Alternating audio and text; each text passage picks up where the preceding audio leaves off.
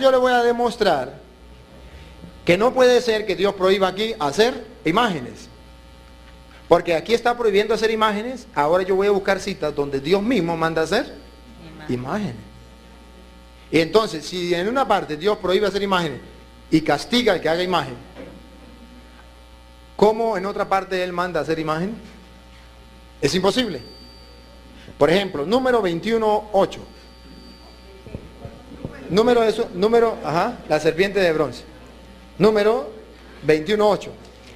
Hazte una serpiente como esas. Hazte una serpiente como esta.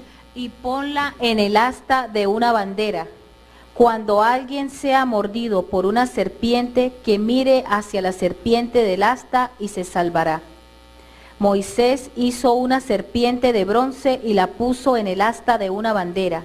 Y cuando alguien era mordido por una serpiente, miraba a la serpiente de bronce y se salvaba. Si a través de una imagen de una culebra curaba a los enfermos, ¿qué no hará con la imagen de la Virgen? ¿Qué no hará con la imagen de Jesús? Eso no aparece en la Biblia. Eso es mentira. Sí, Dios manda a hacer imágenes en la capilla. Sí lo manda a hacer. Que no lo hayan leído es otra cosa. Pero hoy lo vamos a leer para que ustedes descubran cómo Dios manda a hacer el templo de Jerusalén. Hizo también 2 seres alados de madera de olivo para el lugar santísimo. Cada uno de ellos tenía 4,5 metros de altura. Y cada una de sus alas medía 2,25 metros. Así que de una punta a otra de las alas, cada uno de ellos medía 4,5 metros. Entonces, hizo 2 querubines, ángeles, imágenes, seres alados, imágenes. ¿De lo que hay arriba? ¿Y recuerda cuál era el mandato? ¿No te hagas imagen de lo que hay arriba? Ahora él mismo le está mandando a Salomón, construir 2 seres alados.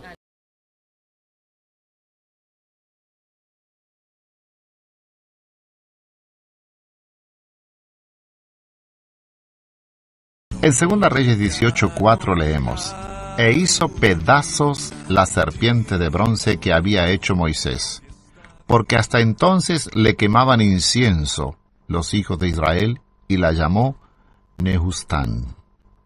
Después que el rey Ezequías exterminó en Judá los altos, las imágenes y las aceras, al principio de su reinado, poniendo fin a la evidente idolatría en el pueblo de Dios, echó mano de un objeto de unos 700 años de edad que en Judá gozaba de sumo respeto y era correspondientemente venerado.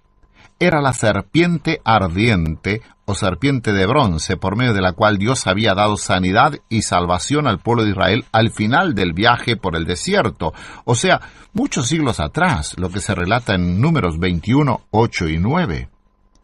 En esa ocasión, el pueblo de Israel habló contra Dios y contra Moisés. Se quejaron amargamente y calificaron de pan tan liviano al maná, al pan del cielo, que les repugnaba.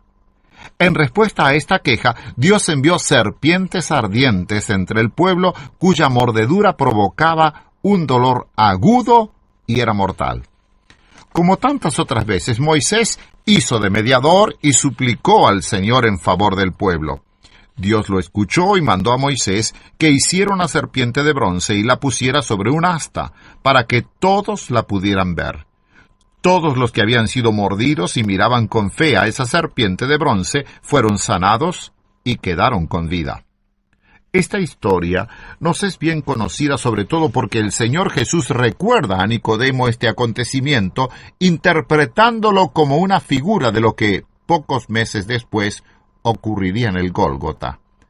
Leemos en Juan 3, 14 y 15, «Y como Moisés levantó la serpiente en el desierto, así es necesario que el Hijo del Hombre sea levantado para que todo aquel que en él creyere no se pierda, sino que tenga vida eterna». ¿Cómo puede cambiar de esa manera un símbolo de la gracia? El pueblo de Israel lógicamente conocía bien esta historia, seguramente la transmitían de generación en generación. Probablemente también mencionaban el lugar donde se podía ver este testimonio notable de la gracia de Dios. la Biblia no menciona dónde ni cómo guardaron esta serpiente. No obstante, si en aquel entonces ya habían hecho algo como un lugar de peregrinación en honor a la serpiente, o si había un relicario donde la habían colocado para que pudiera ser contemplada. Quizá había un día conmemorativo en el año cuando se recordaba este acontecimiento. Lo cierto es que esta serpiente fue venerada durante siglos e incluso le quemaban incienso. Así, finalmente, el símbolo de la gracia y misericordia de Dios se transformó en un objeto venerado y adorado. Incluso le traían sacrificios. Este símbolo, con una historia tan gloriosa, con el tiempo se transformó en ídolo. Y el rey Ezequías lo desenmascaró como tal y lo hizo pedazos para que ya nadie lo pudiera reconocer. Seguramente muchos de sus súbditos se espantaron al ver lo que había hecho.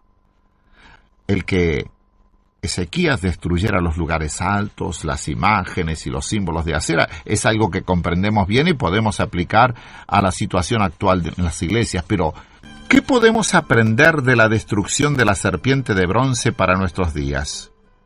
Hay personas o cosas que Dios ha dado a la iglesia como gran bendición y que no obstante pueden convertirse en ídolos, gozando de una veneración que no les corresponde. ¿Qué tal la Virgen Perpetua, engendradora de Dios?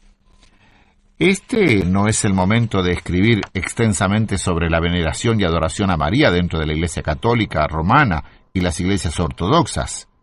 El mero hecho de que en los dogmas católicos sea denominada mediadora del mediador, Madre de Dios, Virgen Perpetua, engendradora de Dios, Madre y Reina del mundo, Reina de los cielos, mediadora de la gracia, etc., demuestra que es una mujer que recibe una veneración que se puede calificar de idolatría.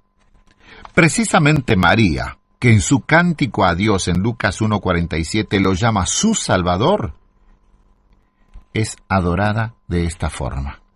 Por supuesto, María fue muy favorecida por Dios, como leemos en Lucas 1:28, y bendita entre las mujeres, como dice en el versículo 42, porque Dios la había escogido y dignificado para que fuera la madre de Jesús. Pero en ninguna parte del Nuevo Testamento se nos exhorta a venerarla.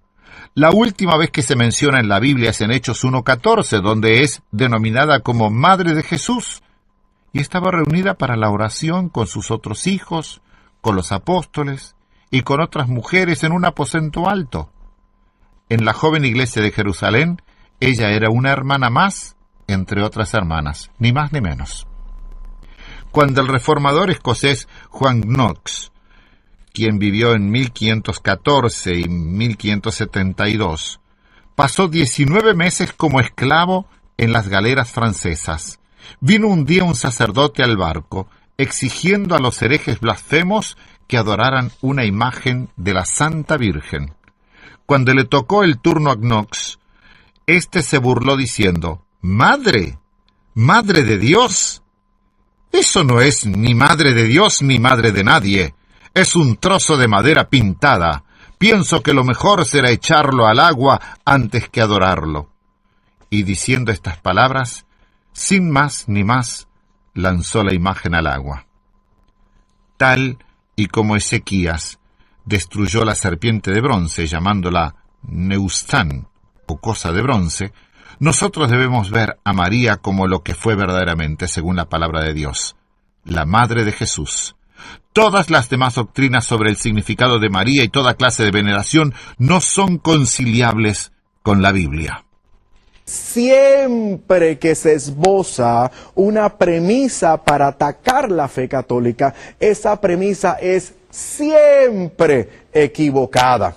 Por ejemplo, cuando te esgrimen una premisa como ustedes los católicos hacen mal en adorar a la Virgen, esa premisa es equivocada, porque yo todavía no conozco un católico lo suficientemente tonto e ignorante para que adore a la Virgen.